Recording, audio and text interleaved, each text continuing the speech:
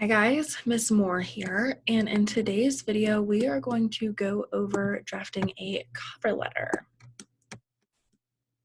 So a cover letter is a document that accompanies a resume most typically, and it is comprised of a header, a salutation, an opening paragraph, a body paragraph, and then a closing paragraph. So in this video we are going to go over all of the parts that comprise a cover letter and go into detail about what each one should contain. So in your header, you of course want to put your name, your contact information, including the email address, a phone number that they can contact you, and your physical address. Make sure this information is up to date. Additionally, you're going to want to come down a line, put the date on there, down another line, and then the employer or the program information. Okay, this is a perfect example. Jane Doe, there's her address, there is her phone number, there's her email address, she's got the date on there, and then the potential job, the attention employer, her, and then the employer's address. So your salutation should be specific if possible. Address the person by name. You can do this by either saying "Dear blank," or if there's more than one person, if it's a hiring committee, you can simply address it to whom it may concern.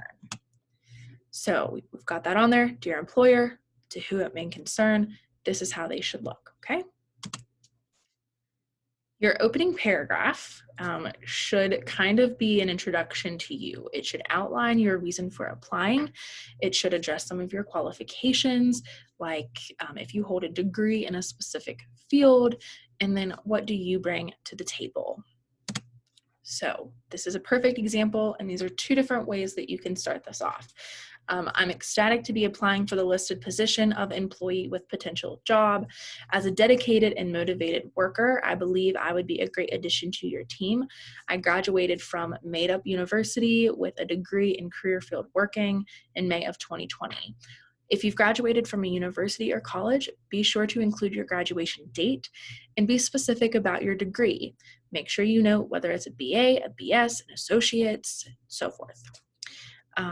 Another way that you could say it is you can start out directly with your qualifications. I graduated from here with this degree. I would like you to accept this letter and accompanying resume as evidence in my interest in applying for the position of employee with this potential job. I am a dedicated and motivated worker and believe that I would be a great addition to your team. So your body paragraph or paragraphs, you should know what the job entails. You're going to want to list some of the key features of the job listing. You want to summarize your abilities as a potential employee and highlight what you offer. What can you give this company? So this just shows, again, on there, that introduction statement and then the paragraph. I understand this position requires hard work, dedication, and ability to manage time, organizational skills, and those are some general ones that apply to almost any job, and will be a 40-hour work week with potential for overtime. You should get this information from the job listing or from the program information, okay? These qualities and skills have been exuded in my previous roles and in my work content. I consistently have pushed for success in everything that I have done.